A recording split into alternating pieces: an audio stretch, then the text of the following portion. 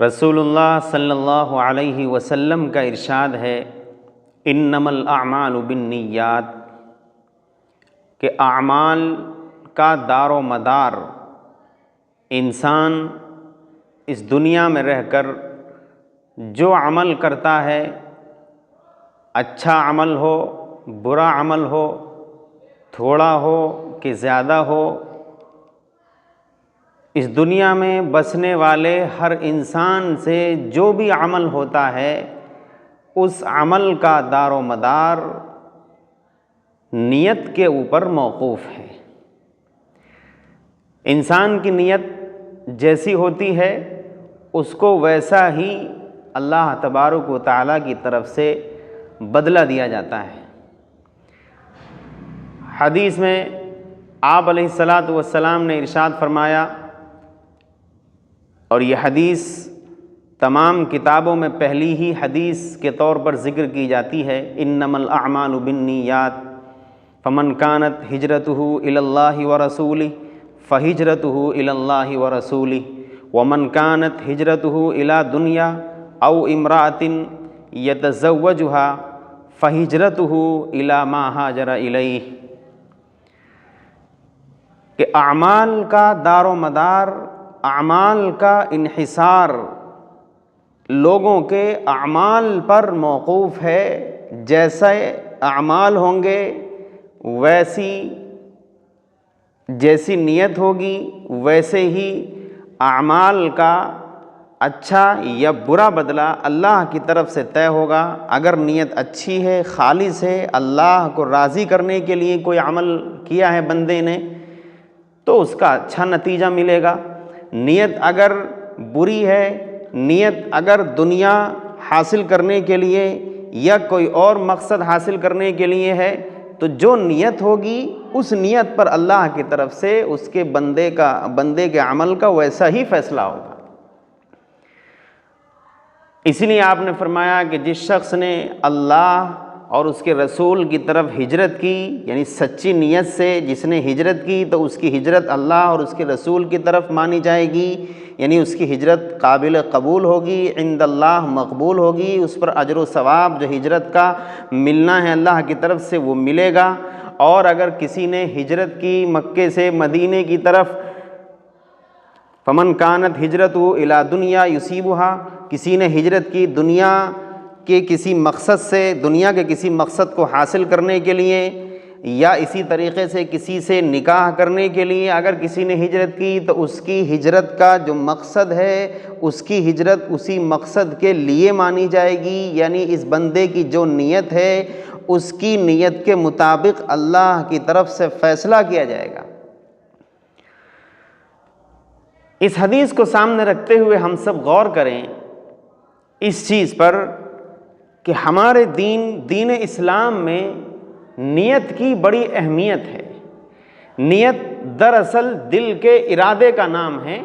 زبانی الفاظ تو دل کے اس ارادے کی ترجمانی کرتے ہیں، ورنہ نیت اصل ہے دل کے ارادے کا نام، کہ دل سے کوئی بندہ کسی کام کو کرنے کی نیت کر لے، ارادہ کر لے، بس اسی کا نام نیت ہے۔ اب یہ نیت بندے نے جو کی ہے، جو ارادہ کیا ہے، یہ نیت کسی اچھے کام کے لیے بھی ہو سکتی ہے، کسی برے کام کے لیے بھی ہو سکتی ہے۔ نیت جو کی گئی وہ نیت خود بذات خود ایک اچھی بھی ہو سکتی ہے، بری نیت بھی ہو سکتی ہے۔ اب اس نیت اور ارادے جو دل میں کیا گیا، اس کے بعد جو عمل بھی انسان کے جسم سے ظاہر ہوگا، نیت کے مطابق اس عمل کا بدلہ اللہ تبارک و تعالیٰ کے یہاں سے بندے کو دیا جائے گا۔ اس لیے ہم سب پر ضروری ہے کہ ہم اپنی نیتوں کو اللہ کے لیے خاص کر لیں، اپنے دل کے ارادوں کو اللہ کو راضی کرنے کے لیے خاص کر لیں۔ ہمارا کوئی بھی عمل چھوٹا ہو یا بڑا ہو، تنہائی میں ہو یا سب کے سامنے ہو، کوئی بھی عمل ہو، ہمارے اس عمل کا مقصد بس اپنے رب کو راضی کرنا ہو، کسی دوسرے مقصد سے ہمارا وہ عمل نہ ہو۔ ایسا نہ ہو کہ ہم اگر نماز پڑھ رہے ہیں تو نماز میں ہماری نیت اور ارادہ یہ ہو کہ ہم بڑی اچھی اور لمبی نماز پڑھ رہے ہیں تاکہ لوگ دیکھ کر کے یہ کہیں کہ نہیں ماشاءاللہ بڑی اچھی بڑی پیاری نماز مولانا پڑھتے ہیں، اگر نیت ان کو دکھانے کے لیے ہے۔ اسی طریقے سے اگر ہم کوئی صدقہ کر رہے ہیں، کچھ خرچ کر رہے ہیں اللہ کی راہ میں، اور نیت اور ارادہ اور ہمارا مقصد یہ ہو کہ لوگ واہ واہی کریں اور لوگوں میں میری شان و شوکت میں اضافہ ہو، لوگ مجھے سخی سمجھیں کہ ماشاءاللہ بڑا اللہ کی راہ میں خرچ کرتے ہیں، اگر نیت یہ ہے۔ اسی طریقے سے کوئی دوسرا عمل ہم نے کیا، تنہائی میں کیا یا کھلم کھلا کیا، اگر نیت اور ارادہ لوگوں کو دکھانے کے لیے ہے یا کسی دنیا کے مقصد کو حاصل کرنے کے لیے ہے، تو ایسی نیت اور ارادوں سے جو عمل کیا گیا اللہ کے یہاں اس عمل کی کوئی بھی حیثیت نہیں، کوئی حیثیت نہیں۔ اللہ کے یہاں صرف وہی عمل مقبول ہے، وہی عمل اللہ کو پسند ہے جو صرف اللہ کے لیے کیا جائے، جس میں صرف اور صرف اللہ تبارک و تعالیٰ کی رضامندی ہی مقصد ہو، وہ عمل اللہ کو پسند ہے۔ اگر نیت اور ارادے میں اللہ کی رضا کے علاوہ کوئی دوسرا مقصد اگر شامل کر لیا گیا، اللہ تبارک و تعالیٰ کو ایسے اعمال کی کوئی ضرورت نہیں، بلکہ اللہ تبارک و تعالیٰ تو اس قسم کے لوگوں کو منہ کے بل گھسیٹوا کر جہنم میں پھینکوا دے گا۔ مشہور حدیث ہے، ہم سب نے بار بار سنی ہوگی، کل میدان محشر میں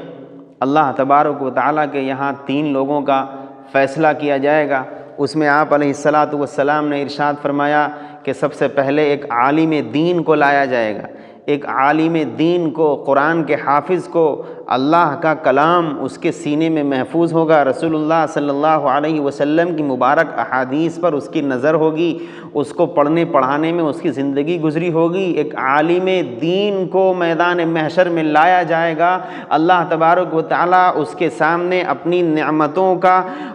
اس کے سامنے اظہار فرمائے گا، گنوائے گا۔ وہ عالم دین اللہ کی تمام نعمتوں کا اقرار کرتا چلا جائے گا، پھر اللہ کی طرف سے معلوم کیا جائے گا کہ بتاؤ اب تم نے ان نعمتوں کا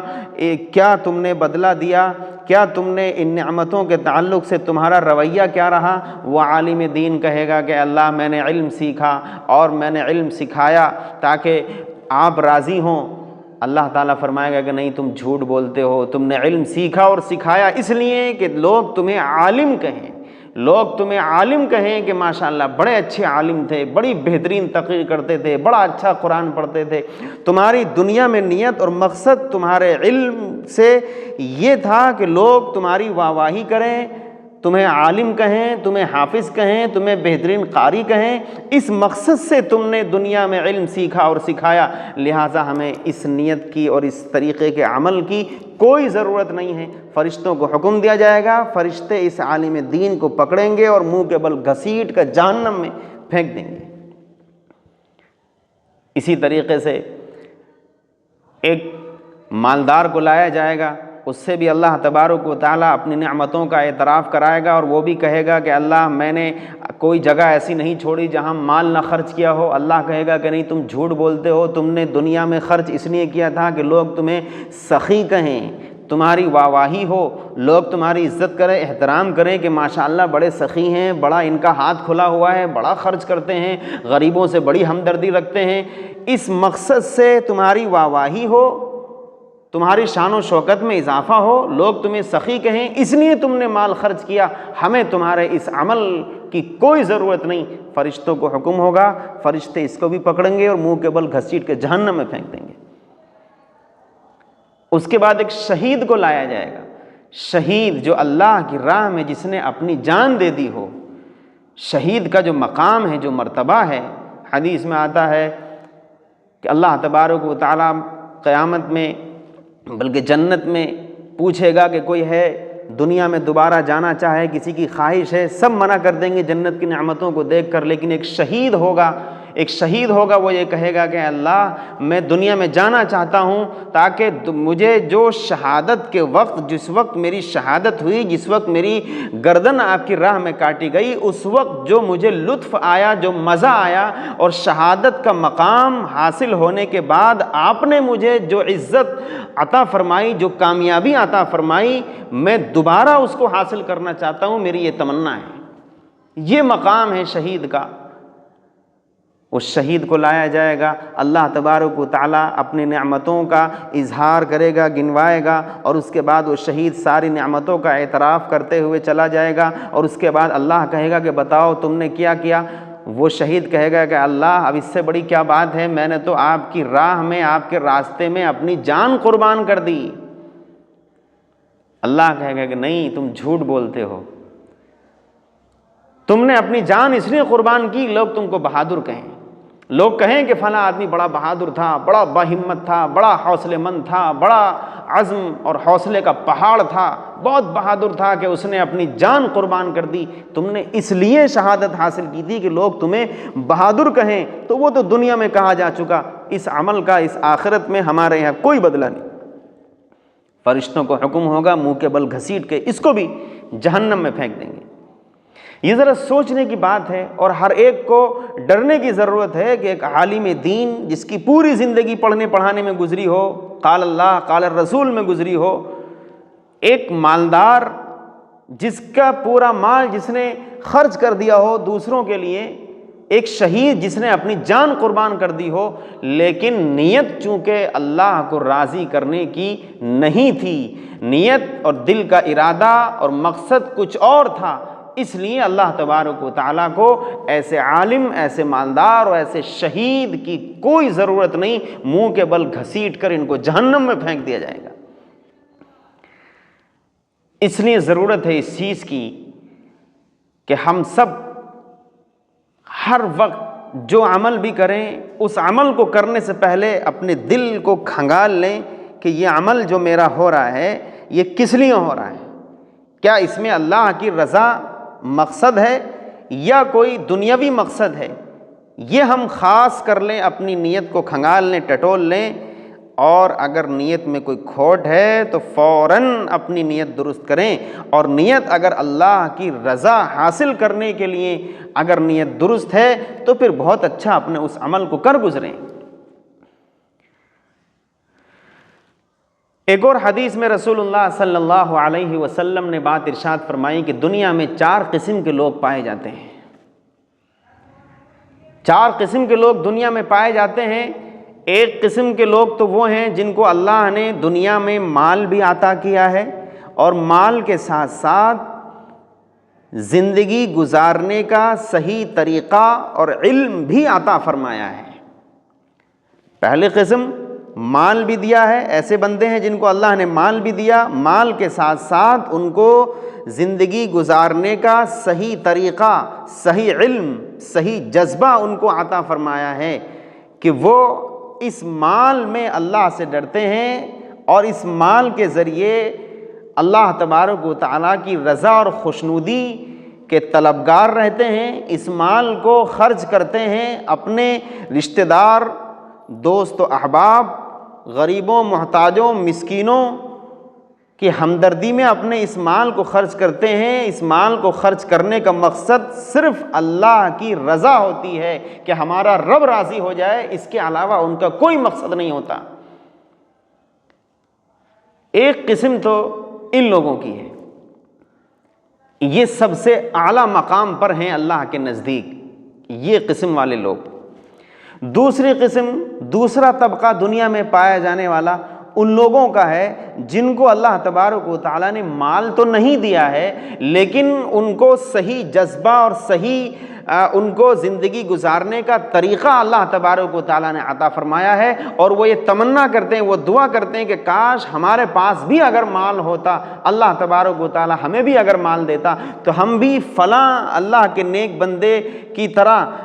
مال کو خرچ کرتے رشتہ داریوں کے نبھانے میں، غریبوں کے ساتھ حسن سلوک اور ہمدردی کے اظہار میں، اپنے رب کو راضی کرنے کے مقصد سے ہم بھی اپنے مال کو اسی طرح خرچ کرتے جس طرح اللہ کے وہ نیک بندے خرچ کرتے ہیں جن کو اللہ نے مال بھی دیا اور صحیح زندگی گزارنے کا طریقہ بھی دیا۔ تو یہ نیت اگر ہے ان لوگوں کی جن کو اللہ نے مال نہیں دیا ہے لیکن صحیح جذبہ اور صحیح علم ان کو عطا فرمایا ہے، یہ لوگ بھی اپنی اچھی نیت کی وجہ سے، اپنے اچھے جذبے کی وجہ سے، مقام و مرتبہ کے اعتبار سے انہی لوگوں کے برابر ہیں جو پہلی قسم کے لوگ ہیں جن کو اللہ نے مال بھی دیا اور صحیح زندگی گزارنے کا علم بھی عطا فرمایا۔ ان دونوں کا مقام و مرتبہ ان کے اچھی نیت کی وجہ سے ایک ہی مقام و مرتبہ ہے۔ تیسرا طبقہ دنیا میں پائے جانے والا ان لوگوں کا ہوتا ہے، آپ نے ارشاد فرمایا کہ تیسرا طبقہ وہ ہوتا ہے، وہ ہے دنیا میں پائے جانے والا جس کو اللہ تبارک و تعالیٰ نے مال تو دیا ہے، دولت سے نوازا ہے، لیکن زندگی گزارنے کا صحیح جذبہ اور صحیح طریقہ اور صحیح علم ان کو عطا نہیں فرمایا، لہٰذا یہ اپنے مال میں اللہ سے نہیں ڈرتے، اس مال کے ذریعے اپنے رشتہ داروں کے ساتھ حسن سلوک نہیں کرتے، اس مال کو فضول خرچی میں اڑاتے ہیں، عیاشیوں میں اڑاتے ہیں، اپنی خواہشات کو پورا کرنے میں اڑاتے ہیں، ذرا بھی اللہ تبارک و تعالیٰ کا خوف ان کے دلوں میں نہیں آتا، یہ بدترین مقام پر ہیں، یہ لوگ بہت ہی گندے اللہ کے نزدیک، یہ بہت ہی برے مقام پر یہ لوگ ہیں۔ چوتھی قسم ان لوگوں کی آپ علیہ السلام نے ارشاد فرمائی کہ دنیا میں ایک طبقہ وہ بھی ہے، یہ چوتھی قسم ہے کہ اللہ تبارک و تعالیٰ کے ایسے بندے بھی دنیا میں ہیں کہ اللہ نے ان کو نہ مال دیا ہے اور نہ ہی صحیح جذبہ اور صحیح علم عطا کیا ہے۔ چوتھی قسم کے وہ لوگ ہیں جن کے پاس نہ مال ہے نہ ہی زندگی گزارنے کا صحیح طریقہ، صحیح علم اور صحیح جذبہ ان کے پاس ہے، کچھ نہیں ہے، لیکن ان کی تمنا اور ان کی نیت اور ان کے دل کا ارادہ یہ ہے کہ اگر ہمیں مال ملتا تو ہم بھی اس مال کو فلاں عیاش اور فضول خرچ بندے کی طرح ہم بھی اپنے مال کو فضول اڑاتے، عیاشی کرتے، اس مال سے اپنی خواہشات کو پورا کرتے۔ ان کا جذبہ یہ ہے، ان کی نیت بری ہے۔ تو مقام و مرتبے کے اعتبار سے، گناہ کے اعتبار سے یہ دونوں، تیسرے اور چوتھی قسم کے لوگ، یہ دونوں بالکل برابر ہیں، دونوں برابر۔ یہ اثر پڑتا ہے بندے کی نیت کا اس کے اعمال پر، اس لیے نیت ہمیشہ اچھی رکھی جائے۔ کوئی بھی عمل ہو اس کو کرنے سے پہلے نیت ذرا کھنگال کر دیکھ لی جائے کہ میرا یہ عمل، میرے دل کا قبلہ اللہ کی طرف ہے یا اللہ کے علاوہ کسی دوسرے کی طرف ہے۔ بعض موقعوں پر شیطان بلکہ اکثر بہکاتا ہے کہ نہیں تم تو عالم ہو، تم تو ماشاءاللہ بہت ہی امیر ہو، تم نے تو بڑا خرچ کیا ہے، تم نے تو پوری زندگی قال اللہ قال الرسول میں گزار دی، تم تو ماشاءاللہ بہت بڑے نمازی ہو، تم تو ماشاءاللہ ہمیشہ روزہ ہی رکھتے ہو، تمہارا تو بڑے اچھے اخلاق ہیں، اور تم تو یوں ہو، تم تو یوں ہو۔ شیطان لوگوں کو پٹی پڑھا دیتا ہے اور انسان جو ہے شیطان کے اس جال میں آ کر کے اپنی نیت کا جائزہ لیے بغیر عمل کرتا رہتا ہے، اور اس کے وہ اعمال بجائے اللہ کے کسی دوسرے کے لیے ہونے لگتے ہیں، اور جب میدان محشر میں وہ پورا کچا چٹا کھل کے سامنے آئے گا تو اس وقت جب پتہ لگے گا انسان کہے گا ہائے افسوس، یہ کیا ہوا۔ اس لیے موت بہرحال آنی ہے، سب کو آنی ہے۔ اس موت کے آنے سے پہلے ہم اپنی نیتوں کا جائزہ لیں۔ قرآن کہتا ہے وَاعْلَمُوا أَنَّ اللَّهَ يَحُولُ بَيْنَ الْمَرْءِ وَقَلْبِهِ، اے لوگو یہ سمجھ لو کہ اللہ تبارک و تعالیٰ انسان اور اس کے دل کے درمیان آڑے آ جاتا ہے۔ محدثین نے مختلف اس کی تفسیریں کی، مفسرین نے ایک تفسیر یہ بھی کی ہے کہ اللہ تبارک و تعالیٰ کی طرف سے بندے کو جب کسی نیک عمل کے کرنے کی توفیق ملے اور کسی گناہ سے بچنے کی اور توبہ کرنے کی توفیق ملے، فوراً اپنے اس عمل کو کر ڈالے۔ کسی نیک عمل کی توفیق ملے فوراً نیک عمل کر ڈالے، اور اگر کسی گناہ سے بچنے کی یا کسی گناہ پر توبہ کرنے کی توفیق ملے فوراً توبہ کر ڈالے اور اپنے اس گناہ سے بچ جائے۔ اپنی نیت اور دل کے ارادے کو کنٹرول میں رکھے، اللہ تبارک و تعالیٰ بندے اور اس کے دل کے درمیان آڑے آ جاتا ہے۔ یعنی بسا اوقات ایسا ہوتا ہے کہ انسان کو موقع نہیں ملتا، کوئی بیماری ایسی لاحق ہو گئی، کوئی عذر، کوئی ایسی مجبوری آ گئی، کوئی ایسی مصیبت و پریشانی کھڑی ہو گئی، یا خدا نخواستہ بندے کی موت ہی ہو گئی کہ اس کا دل کا ارادہ دل ہی میں رہ گیا، عمل نہیں کر پایا۔ اس لیے اچھی نیت سے کوئی عمل کرنے کا اگر موقع ملے فوراً کر ڈالو، کسی گناہ سے بچنے کا موقع ملے فوراً بچ جاؤ، کسی گناہ پر توبہ کرنے کی توفیق ہو فوراً توبہ کر ڈالو، نہ معلوم کب کس کے ساتھ کیا حادثہ ہو جائے اور نہ معلوم کب کس کی موت آ جائے، موقع ہی نہ ملے عمل کرنے کا۔ اس لیے پہلی چیز اپنی نیتوں کی ہمیں اصلاح کرنی ہے، نیتوں کو صرف اور صرف اللہ کی رضا کے لیے ہی ہمیں کرنا ہے، مقصد ہمارا عمل کا اللہ کی رضا ہونا چاہیے، کوئی دنیا کا اور مقصد چھوٹا یا بڑا کسی قسم کا ہرگز نہیں ہونا چاہیے، اگر ہے خدا نخواستہ تو پھر اس قسم کے اعمال کی اللہ کے یہاں کوئی حیثیت نہیں۔ اچھی نیت سے جو عمل بھی کریں گے کم ہوگا یا زیادہ ہوگا اللہ کے یہاں بہت ہی بلند مقام رکھتا ہے۔ حدیث میں آتا ہے، حدیث قدسی ہے، صحیح مسلم کی روایت ہے، حضرت ابو ہریرہ رضی اللہ عنہ سے روایت ہے کہ رسول اللہ صلی اللہ علیہ وسلم نے ارشاد فرمایا کہ اللہ تعالیٰ کا یہ ارشاد ہے، اللہ فرماتا ہے اذا ہم عبدی بحسنۃ، میرا کوئی بندہ جب کسی نیکی کو کرنے کا ارادہ کرتا ہے، کسی نیک عمل کو کرنے کی میرے بندے کی نیت ہوتی ہے، میرے بندے کے دل میں خیال آتا ہے کہ میں اپنے رب کو راضی کرنے کے لیے یہ نیک عمل کروں، اذا ہم عبدی بحسنۃ، جب میرا بندہ کسی نیک کام کو کرنے کا ارادہ کرتا ہے ولم یعملھا، اور اس نیک عمل کو کر نہیں پاتا ہے کسی وجہ سے، کتبتھا لہ حسنۃ، اللہ فرماتا ہے تب بھی عمل نہیں کیا ہے، وہ نیک عمل اس نے ابھی نہیں کیا ہے، لیکن نیک عمل کو کرنے کا صرف میرے بندے نے ارادہ کیا ہے، میں اس ارادے ہی پر اپنے بندے کو ایک نیکی عطا فرما دیتا ہوں، ایک نیکی کا جو اجر و بدلہ میرے یہاں ہے، میں اپنے اس بندے کے لیے ایک نیکی کا اجر لکھ دیتا ہوں۔ اور فرمایا فَإِنْ عَمِلَهَا، اگر میرا کوئی بندہ کسی نیکی کو کرنے کا ارادہ کر لے اور ارادہ کرنے کے بعد اس نیکی کو کر بھی لے، اس نیک عمل کو انجام بھی دے دے، اللہ فرماتا ہے کتبتھا لہ 10 حسنات الی 700 ضعف،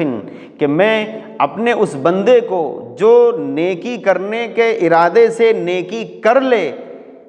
تو پھر میں اس کو 10 نیکیوں سے لے کر کے 700 نیکیوں بلکہ اس سے بھی زیادہ نیکیوں کا اجر عطا فرماتا ہوں۔ کوئی بندہ نیکی کا ارادہ صرف کرے، عمل نہیں کر پایا، اس نیک ارادے پر بھی اللہ کی طرف سے ایک نیکی کا اجر مل جاتا ہے، اور کوئی بندہ نیکی کا ارادہ کر لے اور ارادہ کرنے کے بعد اس عمل کو کر گزرے، اس نیک عمل کو بھی کر لے، تو اللہ تبارک و تعالیٰ کی طرف سے ایسے بندے کو 10 سے لے کر کے 700 بلکہ اس سے بھی زیادہ نیکیوں کا اجر و ثواب اللہ کی طرف سے اس بندے کے لیے لکھ دیا جاتا ہے۔ یہ حیثیت ہے دین میں، اسلام میں نیت کی۔ اس لیے ہم سب پر یہ فرض ہے، یہ ضروری ہے، میں بھی اپنے آپ سے، آپ بھی خود سے یہ طے کر لیں کہ ہمارا کوئی بھی عمل چھوٹا یا بڑا، خلوت میں یا جلوت میں، تنہائی میں یا سب کے سامنے، کوئی بھی عمل ہمارا ایسا نہ ہو جس عمل سے ہمارا مقصد اللہ کے علاوہ کسی دوسرے کو راضی کرنا یا کسی دوسرے کو دکھانا ہو۔ ہرگز کوئی عمل ہم سے ایسا نہ ہو، بلکہ ہمارا ہر عمل اللہ کو راضی کرنے کے لیے ہی ہو۔ اگر ہر عمل کا مقصد رضائے الہی ہے تو ہمارا وہ عمل تھوڑا بھی اگر ہے تب بھی اللہ کے یہاں قابل قبول ہے، اور اگر رضائے الہی، اللہ کی رضا اور اس کی خوشنودی ہماری نیت اور ہمارے اس عمل کا مقصد نہیں ہے، بلکہ دنیا حاصل کرنا یا دنیا کا کوئی دوسرا مقصد ہے، دکھاوا ہے، تو ایسے عمل کی اللہ کے یہاں کوئی بھی حیثیت نہیں۔ اللہ تبارک و تعالی ہم سب کو نیتوں کی اصلاح کرنے کی توفیق عطا فرمائے۔